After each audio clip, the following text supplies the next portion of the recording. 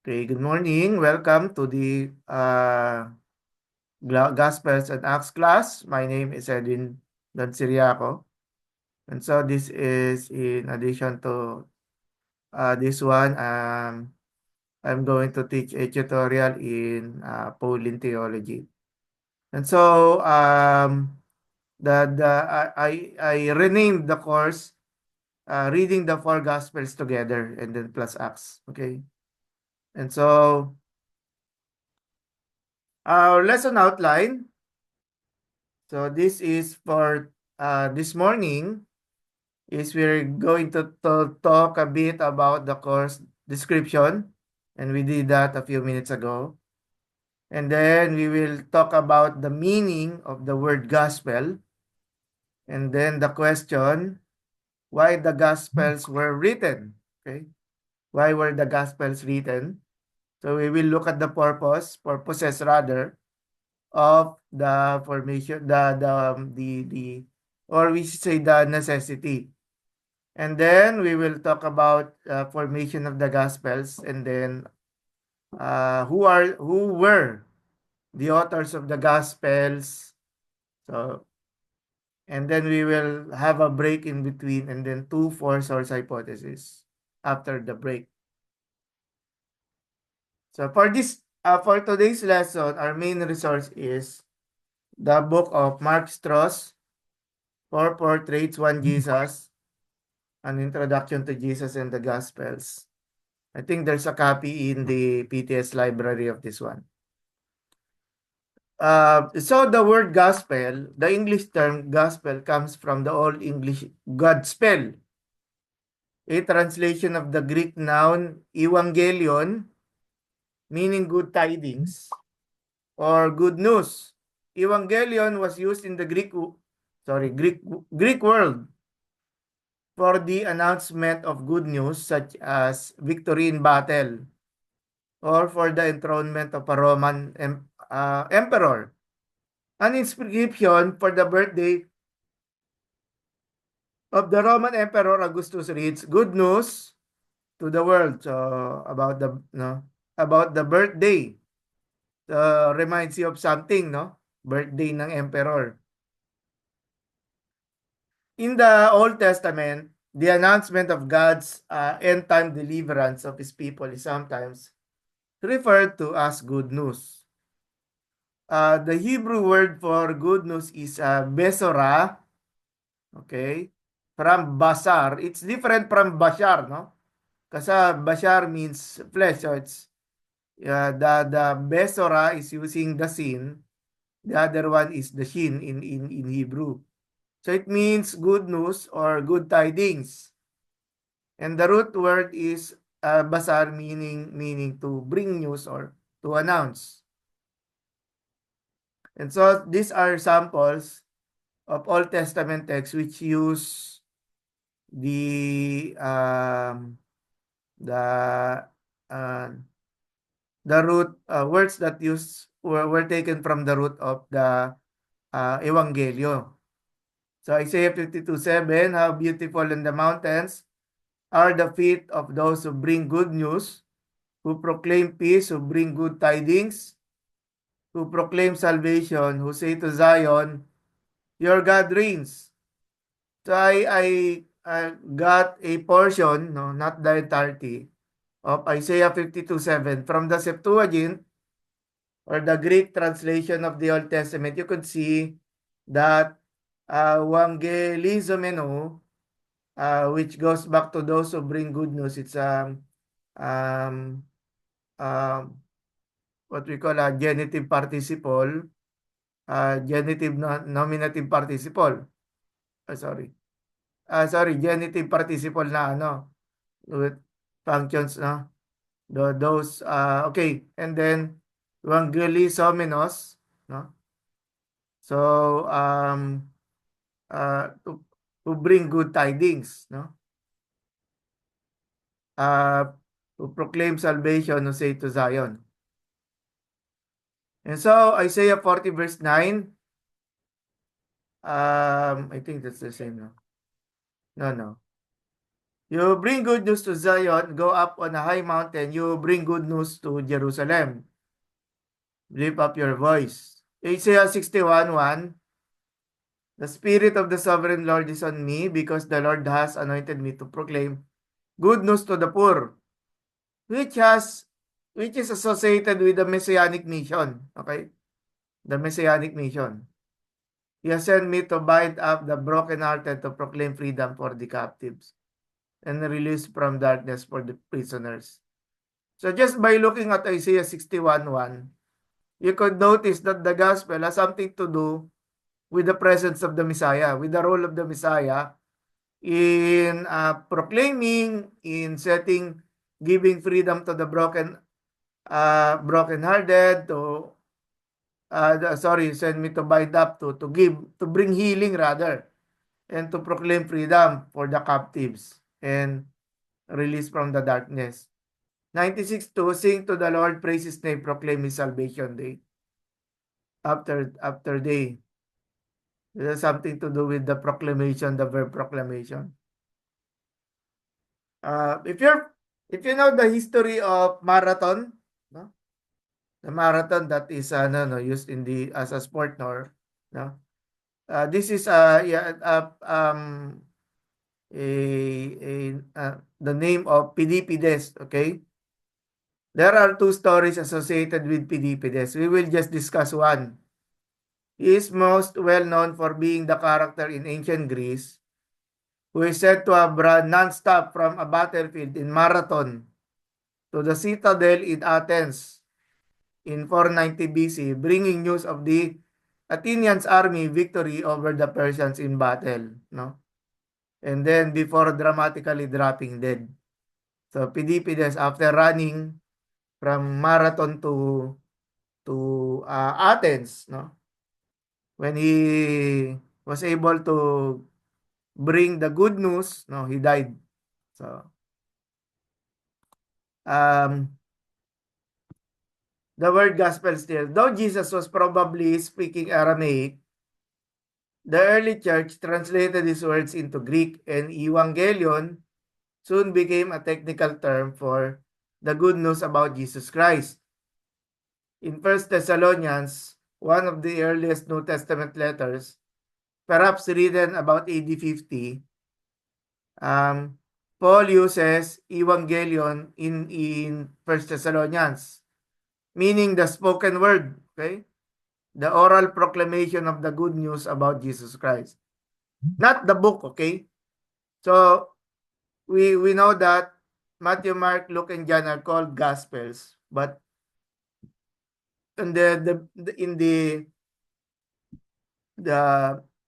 letters of Paul, it has something to do with the activity of preaching and the content of preaching, okay? And the content of preaching is also popularly known as the kerygma, from the verb keruso, which is something to do with preaching, okay? So First Thessalonians 1:5, because our gospel came to you not simply with words but also with power, with the Holy Spirit and deep conviction.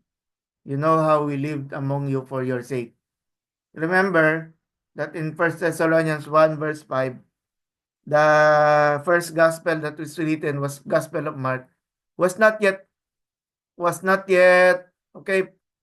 It was not yet produced, okay? So when we look at the word gospel here, it has something to do with what is being preached, okay? So the gospel story known by the Apostle Paul, that of course that has something to do with salvation. Mark introduces his work with the words, the beginning of the gospel about Jesus Christ, the Son of God, okay? That's from Mark 1:1. And the church soon came to call these works gospels during the during the second century by the church fathers. Um, According to Mark Strauss, these were not dry historical accounts of the life of Christ, but written versions of the oral proclamation. So, let us talk about the Gospels as genre, okay? Or the genre of the Gospels. The Gospels as historical literature. So first, they have a history of composition. The authors drew on traditions and sources available to them to compile their works, which means in the early stages, prior to the writing of the stories, okay?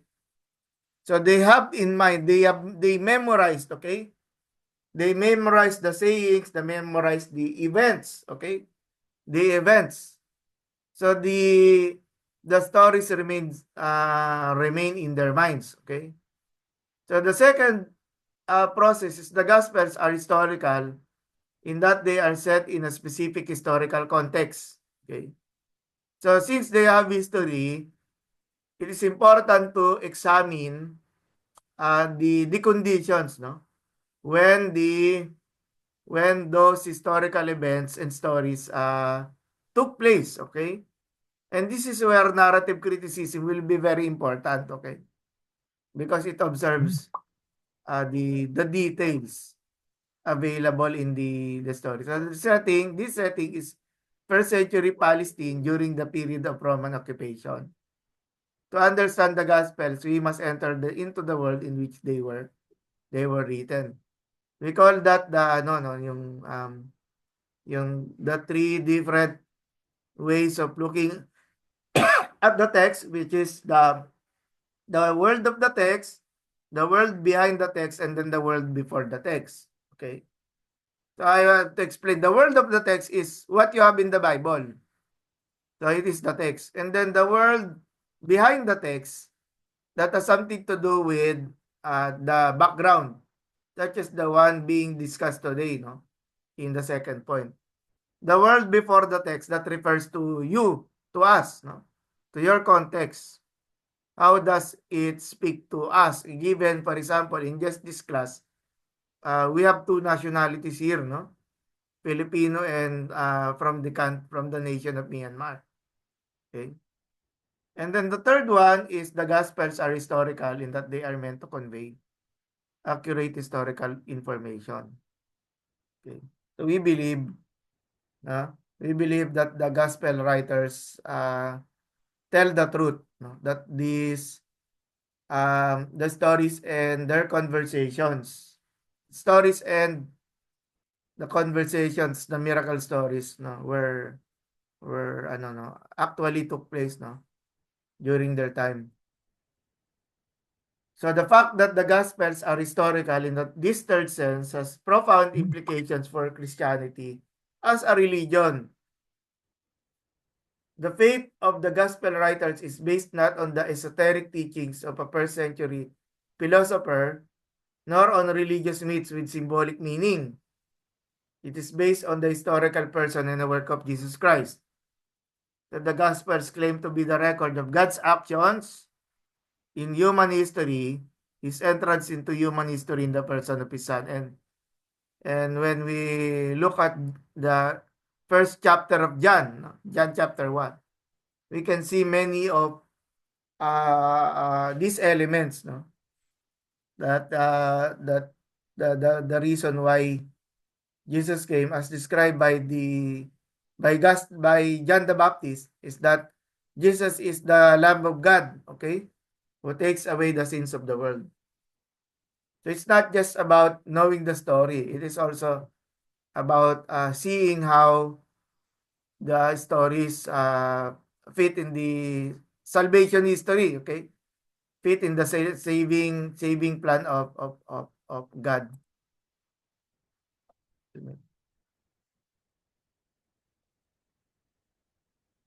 So often, this is the term being used, no, to describe four gospels among many Christians that I know, that I know of. So gospels as ancient biographies. So there is a consensus growing among scholars today that while the gospels have many unique features, they also have much in common with Greco-Roman works, especially the broad category of writings known as biographies. Bayoy, or lives. Okay? These writings were written to preserve the memory and celebrate the virtues, teachings, or exploits of famous philosophers, statesmen, or rulers. Some of the examples are Plutarch's Parallel Lives, Suetonius' Lives of the Caesars, and Philos, who is a Jewish historian, um, on or after the the war against Rome, no? Anyway, at the same time, the uniqueness of the Gospels must be kept in mind. Okay, so they contain history. They are unique. They can be considered as a biography, but they have unique features. Okay, they arose in the context of the needs and concerns of the early Christian communities. So which means, if we are to deconstruct the stories reveal the conditions or the troubles being faced, no, by the early Christian church. The Gospels were not meant simply to preserve the memory or pass on the teachings of a great leader. They were written to proclaim the good news of salvation and to call people to faith in Jesus Christ, the risen Lord and Savior. So, what was that? Gospels are historical literatures. They are biographies. Now, they contain theology, okay? They contain theology. And on this matter, um, that we will be talking about that in a later time. So while the Gospels are meant to be historical, they are more than unbiased news reports.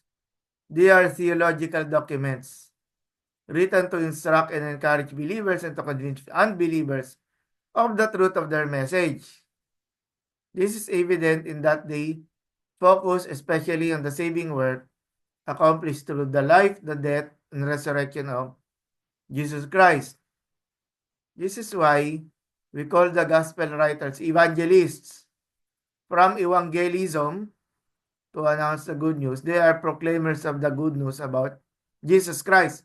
And as they proclaim the good news, they are, as we know it, doing theology. They are preaching theological information, okay, about the coming of the kingdom of God.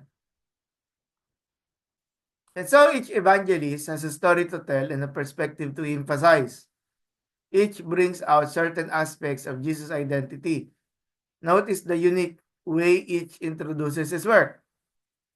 Matthew 1:1, a record of the genealogy of Jesus Christ, the son of David, the son of Abraham. So in Matthew 1:1 alone, there's a lot of information, okay, in this introduction of the gospel story. Mark 1:1, the beginning of the gospel about Jesus Christ, the Son of God, okay? So, um, the title or how the gospel author describes, no, the who Jesus is, from the introduction. And then Luke 1:1, since I myself have carefully investigated everything from the beginning, it seemed good also to me to write an orderly account. So from the phrase orderly account, we could guess that is his plan, no, is to write an historical essay, okay, historical essay, and that's what he did. John 1:1, in the beginning was the Word, and the Word was with God, and the Word was God. So it goes back to the pre-incarnation of the Lord Jesus Christ as responsible for the creation of the world, no. So any questions? Okay, Paul, none, no? And then, my guess na lang, silence means no questions, no? But you can also unmute and say, Sir, we do not have a question. That's also, I don't know, for, I don't know, that's also permissible. So why were the Gospels written? And so, there are purposes for the writing of the Gospels. First, as we talked about earlier, the historical purpose. To discuss about history and again to tell the listeners and readers that these events actually happened. Jesus was a historical figure, and then the apostles would not live forever, and the gospel writers wanted to preserve the traditions that had been entrusted to them. And so, next generation of believers or people will gain access, no, to the stories through the gospel as a history. The next one is catechetical, okay, or for discipleship. And on this matter, class, if you're going to do narrative criticism of the passages, okay, narrative criticism, the final portion of it is how how is this passage useful for discipleship? Okay, I say again, once you've done the narrative critical analysis of the passage that will be assigned to you, how is or are these passages useful for discipleship? Okay, so I will explain that in a later time in the syllabus. So, catechetical or the discipleship, the need to instruct converts in the Christian faith. New believers coming into the church needed to be instructed concerning the words and deeds of Jesus. Like a new believers class, no? Offered by a church today, the Gospels provided summaries of Jesus' life and teaching. Among the five, there's also the third is liturgical. The need for worship material in the church. The Hebrew scriptures were read in the synagogues, but for Christians, this was only half the story. The promise had to be supplemented with the fulfillment. Okay. So the Gospels also allow us to reflect on the event and then see how good and powerful the Lord is, no, and authoritative.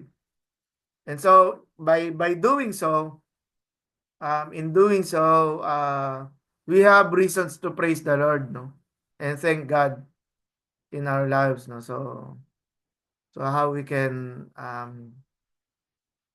and by the way, there are also prayers, no, in the gospel narratives. Okay, there are also prayers, and then exhortatory to encourage and assure believers in their faith. So if the second one was catechetical, this one is to encourage us to um to build up or to to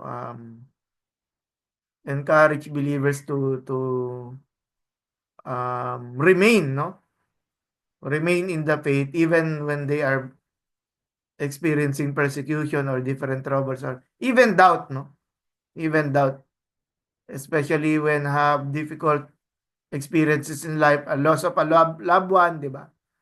O kaya a house that was burned. These are difficult stories to talk about. No? But we need, ano, no, we need faith as the Gospels can instruct us to do. So, another is, of course, evangelistic. We remember in the end of the Gospel stories, both for especially, well, that also includes John 21, ano, or 22. But also um, John 21 and 22. So, the need to call people to faith in Jesus while the Gospels were written primarily to believers. All of them contain an implicit call to faith in Jesus Christ. John's Gospel cites this as one of their purposes, okay?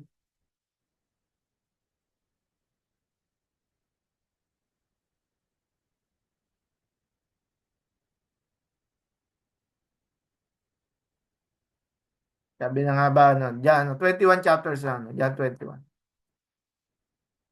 And then theological, the need to settle internal disputes. From time to time, false teaching arose in the church. And so our resource of understanding correct doctrines is still the Bible. And in our lessons today, something to do with the four gospels and the book of Acts when it talks about the church, okay? The gospels may have been written in part to counter false teaching about Jesus, to combat an alternate religious worldview like Gnosticism.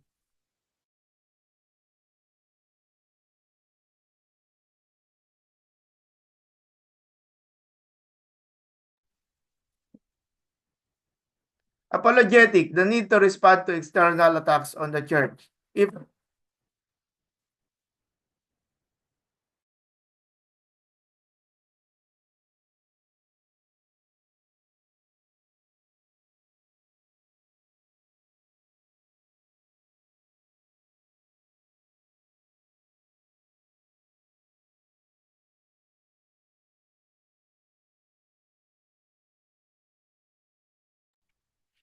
So the need to respond to external attacks on the church was under attack from its enemies, and the Gospels may have been written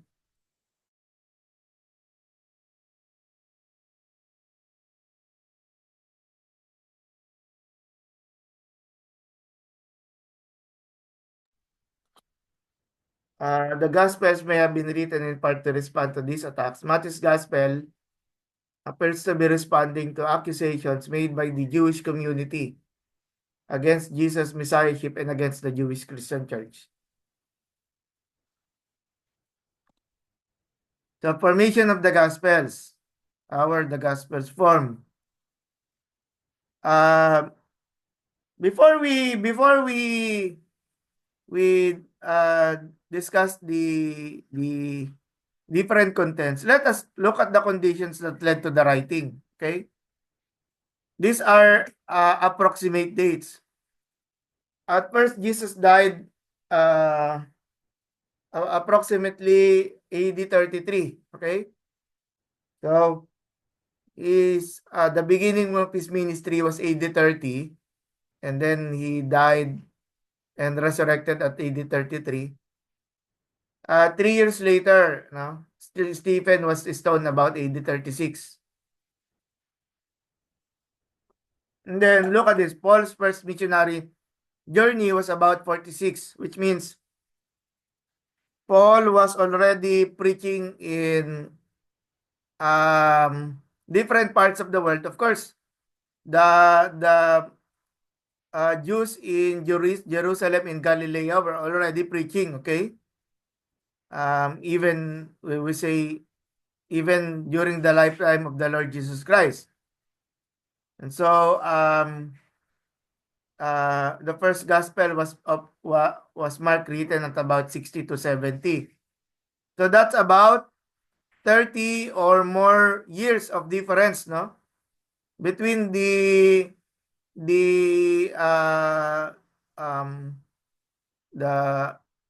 time when Jesus was in the world, no?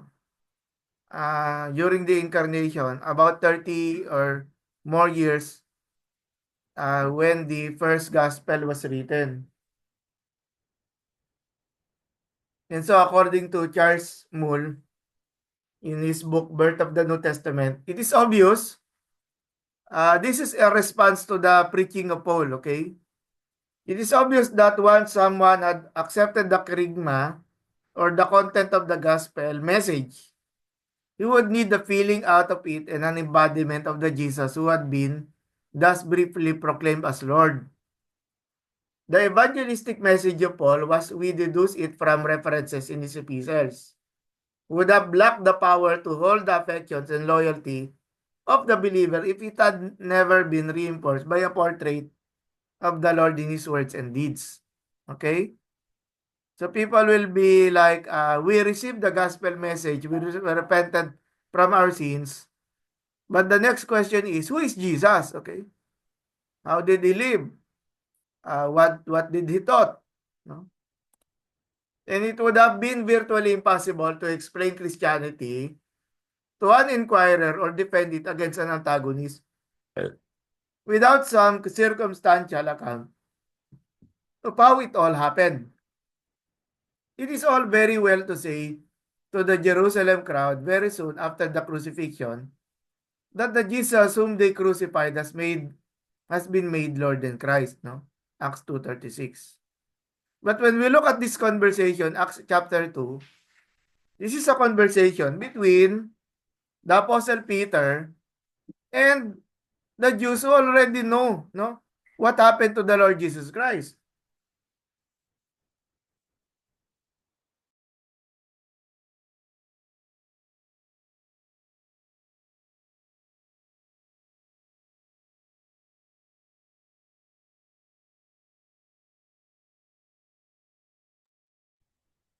Okay, so but hearers remoter in time or place, just as us, no, just as we come from a very distant time rather, and then also a place would necessarily ask, who is this Jesus and how came to be crucified by his own people?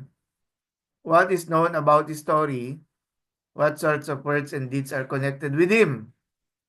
Why did he fall foul of his own people? It is in the context of such inquiry that the gospel seem most likely to have taken shape. Okay? There were people who wanted to know the Lord Jesus Christ. And so these gospel authors are responding to that necessity, okay? To the what we call the absence, no, of a comprehensive story. And perhaps a good question is why can Paul write about him? Because Paul was not an eyewitness during the time when Jesus was ministering. In fact, when we look at the stories in the book of Acts, he was an enemy, okay? He saw himself as an enemy of, or he was actually an enemy. He did not only saw himself, he was persecuting. He was in a way responsible for the death of Stephen, no? And so with regards to the question, um the Apostle Paul can only write about perhaps you borrowing from the language of Luke, no, in the gospel. He was he heard of the story from eyewitness report.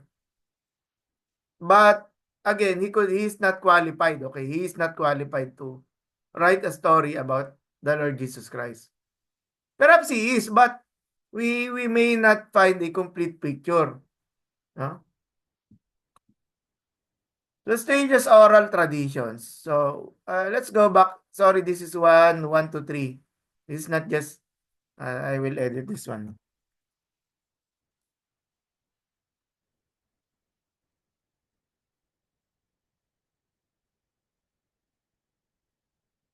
So allow me to read. In as much as many have undertaken to compile.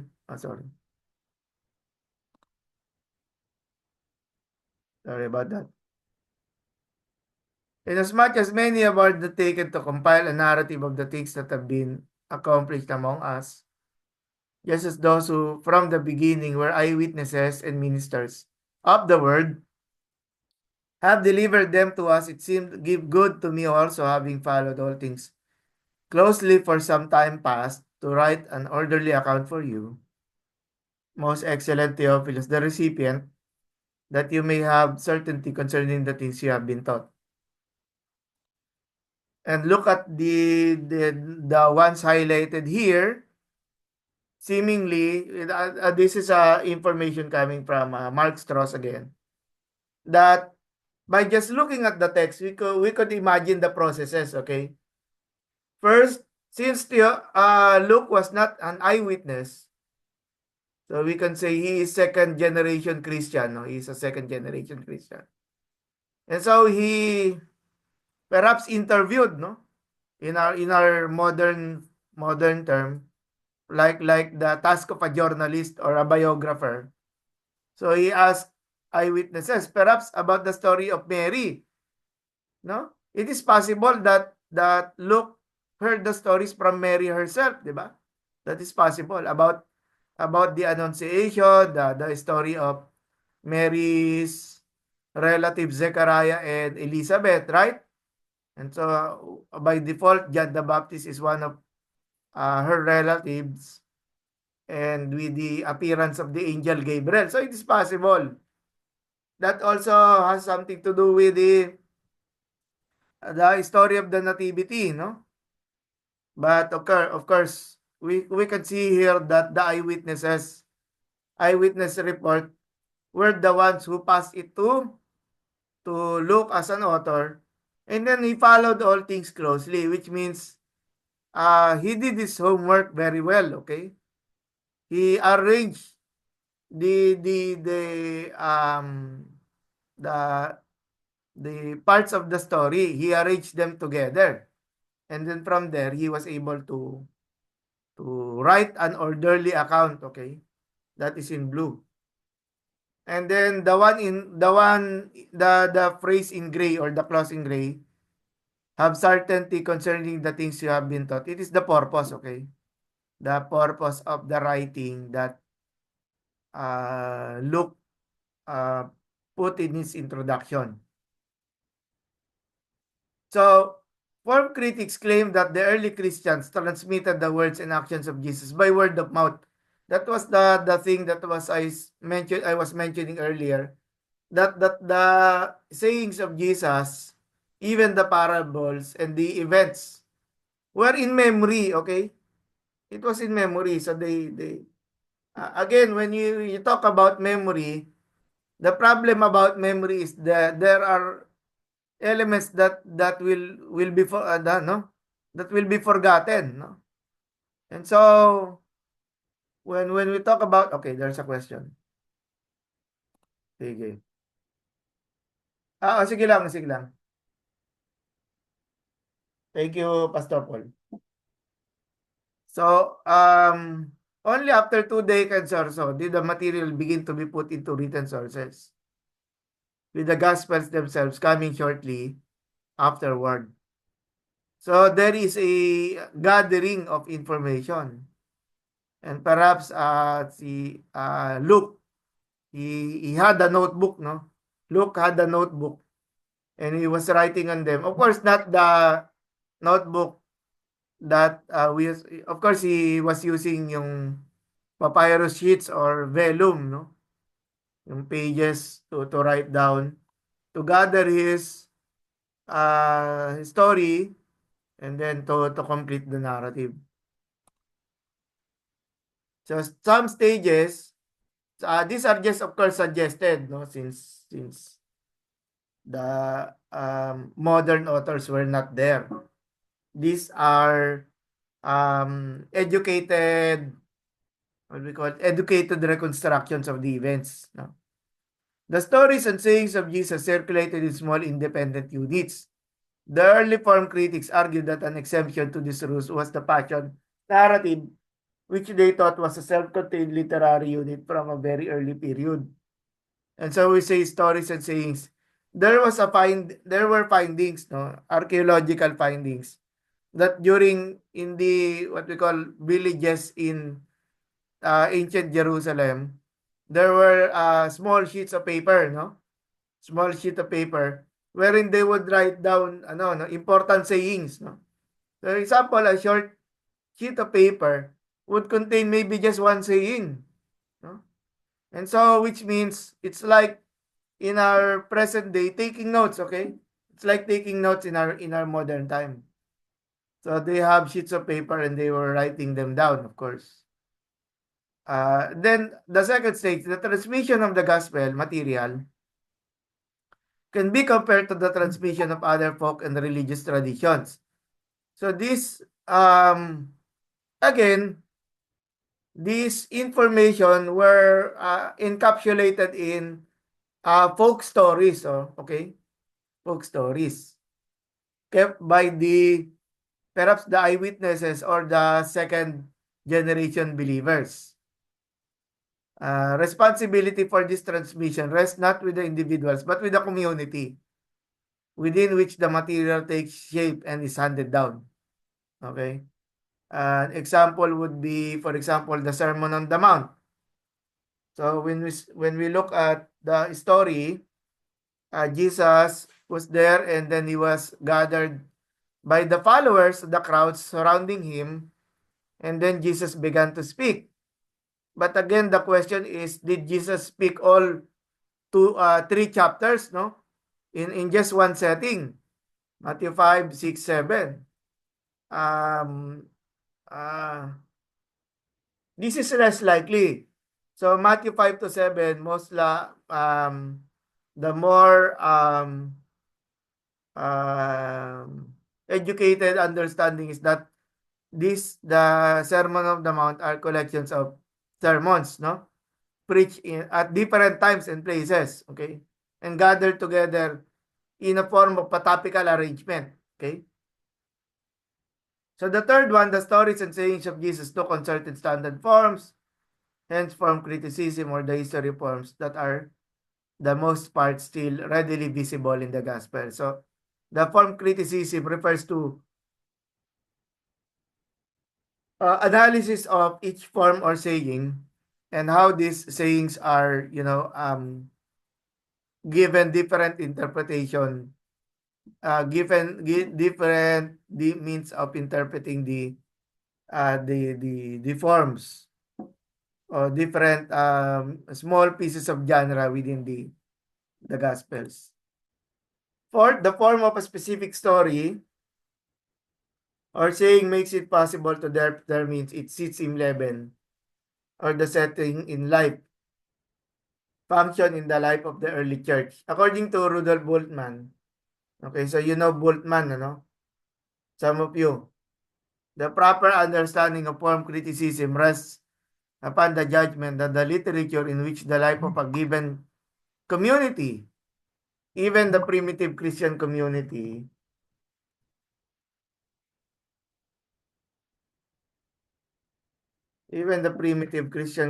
has taken shape, springs out of quite definite conditions and wants of life, which means there are sayings, there are folk stories, but when you write it down together, there is something occurring within the early church that affects the shape of the writing of these oral traditions.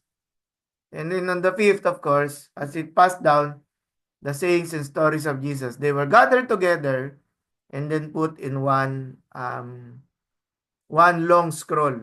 Okay. One long scroll under the impetus of its own needs and situations. This is taken from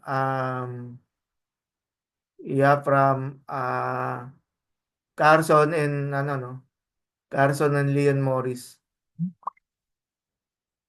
So brief sayings of Jesus in a context, that's the form. So Dibelius, Martin Dibelius, Rudolf Mulban, and Taylor have different ways of describing the form. So brief sayings, for Taylor, it is pronouncement stories. Stories about Jesus' miracles. So these are, for Dibelius, tales. For Bultmann and Taylor are miracle stories. Stories that signify Jesus as a hero. So for Martin Dibelius, these are legends. Taylor simply used stories about Jesus. And then teachings. So paranesis or sayings and parables. Some a bit information about the authors of the Gospels. Who are they? So just a precaution, there are some anti-scholars such as Bart Ehrman who believe that the Gospels or the canonical Gospels were anonymous. So they could be written by anyone, which means even a person without authority will write down a story about him. But Michael Horner responds, technically, Ehrman is right.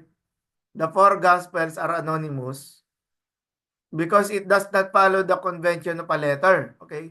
In a letter, you can see Paul, the apostle of Jesus. So, and then there are recipients. But the Gospels function in a different way, not like a letter. So, the four Gospels are anonymous in that the author's name is not explicitly listed in the text, but that does not mean that they were initially presented as text without authors. These authors were known to the early church, the second generation of believers, or rather the first and second generation. It does not mean that we can be confident who wrote them. Okay? Excuse me. For Matthew, the other early attribution comes from Papias, a bishop in Asia Minor, writing sometime in the first third of the second century. His writing on the topic is a reference in and partially cited by the church historian Eusebius.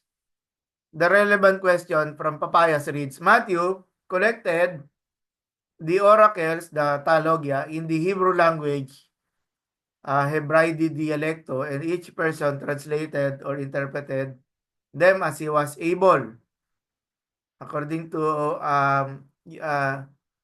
Papayas found in the history of the church by Eusebius. So a reference to the Hebrew language, although certainly Jesus' Aramaic teachings would have been translated into Greek at an early stage in the tradition history. There is no compelling evidence that the Gospel of Matthew is a translation from Hebrew or Aramaic by Davis and Allison. But when we talk about the Greek language, the authors of the Gospels were already they already have the Hellenistic Jews and the Gentiles in mind. Okay, because if not, they will be simply writing in Aramaic, and so the known Greco-Roman world will not be able to understand. Okay, if it's in it's written in Aramaic. That is why the writing language, which is Greek, was intended, no, was intended for Gentiles to be able to read and respond to the gospel affirmatively. So Mark, possibly John Mark, the relative of Barnabas in Acts 13. So according to Eusebius, he calls Mark the presbyter. And in the following text, and the presbyter used to say this, Mark became Peter's interpreter and wrote accurately all that he remembered, not indeed in order of the things said or done by the Lord, seemingly similar to Luke 1, 1 to 3. For he had not heard the Lord, nor had he followed him, but later on, as I said, followed Peter. So for Eusebius, Mark was not an eyewitness of the Lord. He was not an eyewitness of the Lord Jesus. But he reconstructed the story as guided by the Apostle Peter. Okay? Who used to give teachings as necessity demanded, but who did not make it, as it were, an arrangement of the Lord's oracles. So that is a Eusebius testimony that Mark, although he was not an eyewitness, received apostolic information, no, directly from Peter. There is evidence that both John, Mark, and Peter found themselves in Rome at about the same time. First Peter 5:13, giving opportunity for this conversation between Mark and Peter. Irenaeus says that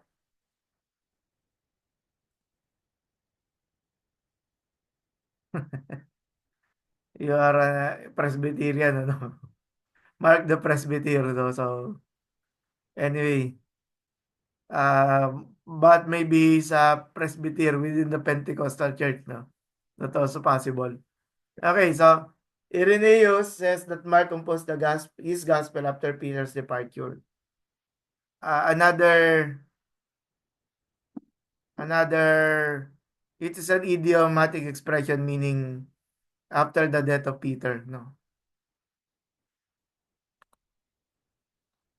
scholars on the Gospel of Luke. Scholars agree that Luke and Acts were written by the same individual. Not only do the prologues connect the two books, but language, style, and theology also point to common authorship. Internal and external evidence combine to point strongly to Luke the doctor, Paul's dear friend, in Colossians 4:14 as the author. So the author. And so here, if Mark got his information from Peter, Luke got his information from Paul. Okay. Some of the information written by Luke, and of course the other eyewitnesses as well. So uh, it is not enough to say that Luke depended only on Paul because the community was there. So perhaps even Philip, right? Philip the deacon, who when we say the story about when the first stages of persecution of the believers under the Jews took place. Perhaps um, Luke got the story from Philip. The prologue to the gospel makes clear that the author was not an eyewitness to the ministry of Jesus. He claims that the things that have been fulfilled among us were handed down to us by those who, from the first, were eyewitnesses and servants of the word. Luke has considerable interest in Gentiles and may point to a Gentile author. Okay? He was quite clearly an educated man and he writes very good Greek because Aramaic was not his language. The opening paragraph, as we have noted, is written in good classical style. The rest of the first two chapters has a strong Semitic cast, while the remainder of the book is in a good Hellenistic Greek that constantly reminds the reader of the Septuagint. Okay? So it is also potential that Lucas copy or access to the Septuagint, which is the Greek version of the Old Testament. Okay. Since in the Gospel, he has citations to it. Now on John, the first writer to quote unambiguous from the fourth Gospel and to ascribe the work to John was Theophilus of Antioch. Before this date, however, several writers, including Tatian, Claudius Apollinaris, and Athenagoras, unambiguously quote from the fourth Gospel as from an authoritative source. So this, for example, Tatian is a third generation Christian. Why? So most likely John or the 12 apostles, and then Justin Martyr, and then the third generation, which is Tatian, no? And then Claudius Apollinaris. Hierapolis is a city near Ephesus, okay?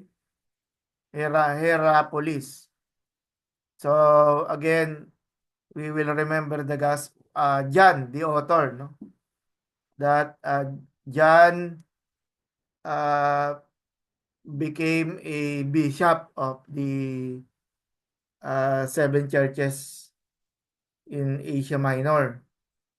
But again, um, even there was no heading, no? So there already existed the Gospel of John, okay? Or if it's in the oral version, no, the stories that were stories and teaching that were integrated, no, in the Gospel of John. And so Polycarp and Papayas, sorry,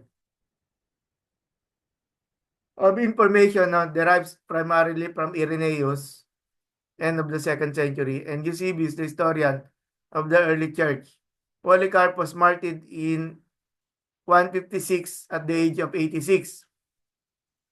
There is no reason, therefore, to deny the truth of the claims that he associated with the apostles in Asia, John, Andrew, Philip, and was entrusted with the oversight of the church in Smyrna by those who were eyewitnesses and ministers of the Lord. According to, again, Eusebius from his history of the church. So, end of the first part of the lesson.